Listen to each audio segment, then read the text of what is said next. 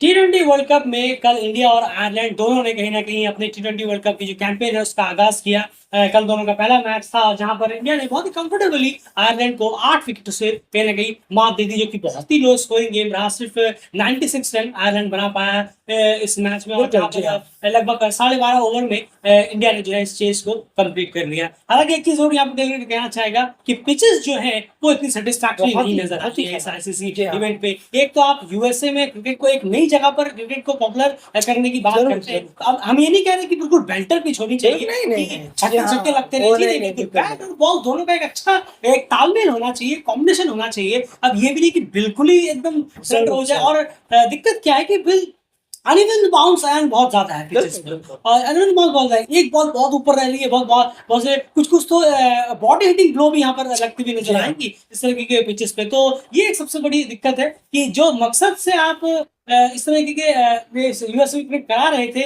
उस मकसद में इस तरह के पिचेस को इंट्रोड्यूस करना ये अपने आप में कहीं ना कहीं थोड़ा सा चिंताजनक जरूर है। और ये लगातार देख रहे हैं हम, एक आध मैच का समझ में आता, अब तो लगता है पैटर्न ही कहीं ना कहीं निकल कर आ रहा है। यूएसए कनाडा के बाद तो लगभग सभी मैचेस का हमें यही देखने को मिला है। तो ये कहीं ना कहीं है, पिचेस जो है वो इतनी ज्यादा सुटेबल नहीं है, आप ट्रिकी कह सकते हैं। बहुत ज्यादा आपको खुद को अप्लाई करना पड़ेगा, थोड़ा ठहरना पड़ेगा और टेक्निक का इस्तेमाल करना पड़ेगा, थोड़ा वक्त लगेगा, तब जाकर कहीं ना कहीं आप ढल सकते हैं। और उसके बाद फिर आप रन्स वगैरह यहाँ पर करते हुए नजर आएंगे। आना आते ही बल्ला वल्ला घुमाना, इससे यहाँ पर ये वो वक्त देना पड़ेगा पिचेस पे। और फिर बाउंस जो अनइवन होती है उससे और ज्यादा दिक्कत टीमों को यहाँ पर उठानी पड़ सकती है। चलिए कल के मैच की बात करते हैं। एंड आयरलैंड की अगर बात की जाए, बैटिंग कार्ड कुछ इस तरीके का है, क्या कॉन्ट्रीब्यूशन रहे कल के मैच? जरूर देखिए, अगर हम कॉन्ट्रीब्यूशन पर नजर डालें, गैरेट इरानी सबसे हाईएस्ट रहे 26 रन। उसके बाद नीचे आके जोशुआ लिटिल ने एक टेलेंट का काम किया, 14 रन उन्होंने बनाए। लॉक हटकर ने 10, कर्टिस कैम्फर ने 12। बहुत ही खराब बैटिंग का परफॉर्मेंस यहाँ देखने को मिला है हमें आयरलैंड की तरफ से, जो कि बड़े इवेंटों में फुल मेंबर्स के खिलाफ एक खुद फुल मेंबर होते हुए एक नजर आता है आयरलैंड का, जो कि बहुत हमेशा ही नजर आता है। आयरलैंड एक फुल मेंबर बन चुका है, वक्त हो चुका, बार बार ये कहना भी ठीक नहीं, फुल मेंबर बन चुका। तो एक सेटल, अभी भी वो सेटल नहीं होते हैं जब वो फुल मेंबर्स के खिलाफ अपने से बड़े, जी हाँ, फुल मेंबर तो वो खुद ही है, लेकिन जब अपने से साथ ही हाई रैंकिंग वाली टीमें और ज्यादा आ जाती हैं, जैसे कि आप ऑस्ट्रेलिया को देख लें, इंडिया को देख लें या इंग्लैंड को ले लें, तब बहुत ज्यादा डाबाडोल नजर आते हैं आयरलैंड एक फुल मेंबर होते हुए।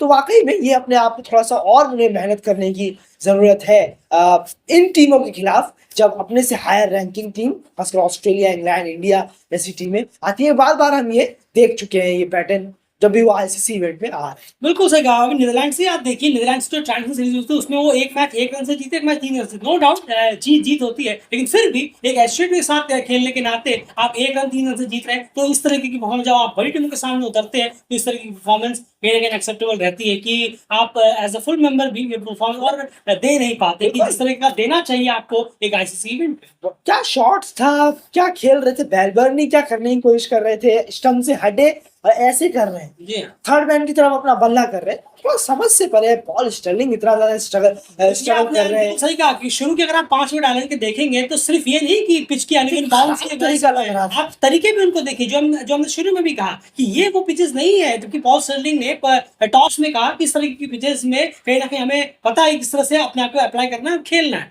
टॉस में उन्होंने कहा। लेकिन जब मैच में हमने देखा तो बिल्कुल विपरीत था। आप खुद देखिए, जो उनके 5 विकेट गिरे हैं, आप देखेंगे लगभग सभी विकेटों में सिर्फ बेलबर्नी का छोड़ के सबके सब बहुत ज्यादा, कुछ ज्यादा ही जल्दी कर रहे थे शॉट खेलने में। बिल्कुल इतनी जल्दी नहीं था। इस तरह की पिचेस पे ये नहीं है कि आपके बल्ले बहुत आराम से आएगी, बाउंस हो रही है, अनइवन बाउंस है, रुक के आ रही है, ठहर रही है, पिच में थोड़ा टाइम देना पड़ेगा, समझना पड़ेगा, उसके बाद जाकर आप नेक्स्ट 10 ओवर्स में अच्छे खासे रन यहाँ पर कर सकते हैं।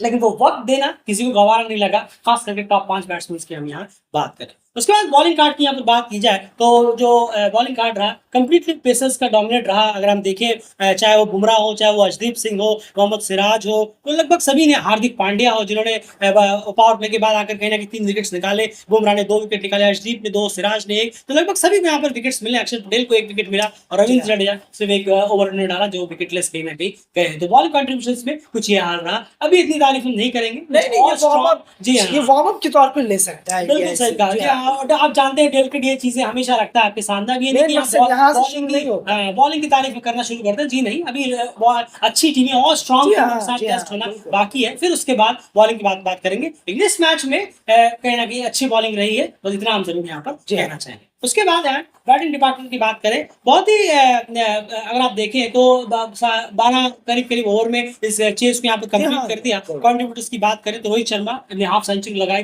रिटायर्ड वो हो गए। क्या कहेंगे, रोहित और ऋषभ पंत ने जिस तरह से शुरुआत दिलाई वो कहीं ना कहीं एक बेहतर तरीका था। नहीं बिल्कुल, देखिए ये एक तरीका यहाँ पर भी होता है, आयरलैंड को देखना चाहिए इससे। आप देखिए रोहित शर्मा और ऋषभ पंत ने भी यहाँ पर एडजस्ट किया है और उन्होंने भी स्ट्राइक रेट को बढ़ाकर खेले हैं। तो ये तरीका आप देखें तो यहाँ पर खुद ही आयरलैंड देख पाएगा कि कैसे हमें यहाँ बल्लेबाजी करनी होगी, किस तरीके से बल्लेबाजी करनी है। ये कोई तारीफ की बात नहीं है, पर आयरलैंड के लिए ये सीखने वाली बात, ये इससे कोई छुपी बात नहीं है। यहाँ पर सीधे तौर पर आप देखें कॉन्टेस्ट काफी कमजोर हो जाता है जब आयरलैंड जैसी टीम जो इतनी अच्छी है वो इतना बेकार क्रिकेट खेलती है। तो जरूर रोहित शर्मा ने भी बहुत अच्छी एक इनिंग खेली है, शुरुआत अच्छी हुई इस टूर्नामेंट की। ऋषभ पंत ने भी एक अच्छा वापसी कर रहे हैं वो अब इस बड़े इवेंट में भी और इंडियन टीम में भी, तो उनके लिए भी एक बूस्टर के तौर पे जितना अच्छा करेंगे उतना ज्यादा बड़ी टीम जब आएंगी, अपने टक्कर की टीमें आएंगी, तब मालूम पड़ेगा कि ये परफॉर्मेंसेस वहां हो रही है या नहीं। बिल्कुल, तो कहीं ना कहीं अगर आप कल की डे की बात करें तो रोहित और ऋषभ बिल्कुल, बहुत आसान से बिल्कुल, इस जी गेम को हाँ। स्टार्ट अच्छा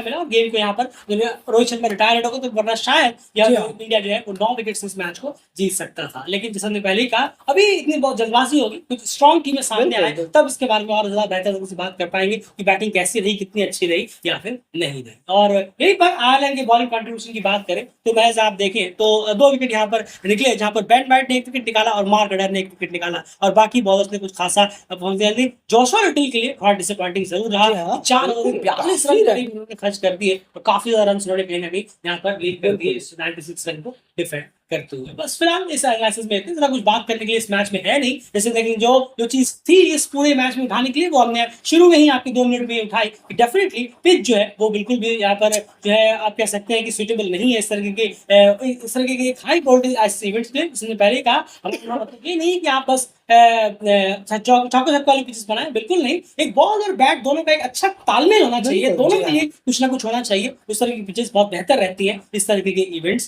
के लिए। वो कहीं ना कहीं हमें फिलहाल तो लेट डाउन नजर आ रहा है। बाकी देखना पड़ेगा क्या आगे जाकर ऐसे कुछ चेंजेस वगैरह इस पिचेस पे करेगा या फिर नहीं। लेकिन आयरलैंड की परफॉर्मेंस जो है वो खराब जरूर रही है, इसमें कोई राय नहीं है। वो हमने जैसे आपसे कहा भी, सिर्फ पिच को यहाँ पर ब्लेम नहीं करना होगा। उनके शॉट्स भी अगर आप देखेंगे तो ऐसा लग रहा था कि इन पिचेस पर जब वो जानते हैं कि हाँ वो पिचेस नहीं है, फिर भी वो शॉट ट्राई करना, तो वहां पर उन्होंने जो एक आप कह सकते हैं ठहराव होना चाहिए था उनकी इनिंग में, वो हमें देखने को नहीं मिला। फिलहाल इस एनालिसिस में इतना है।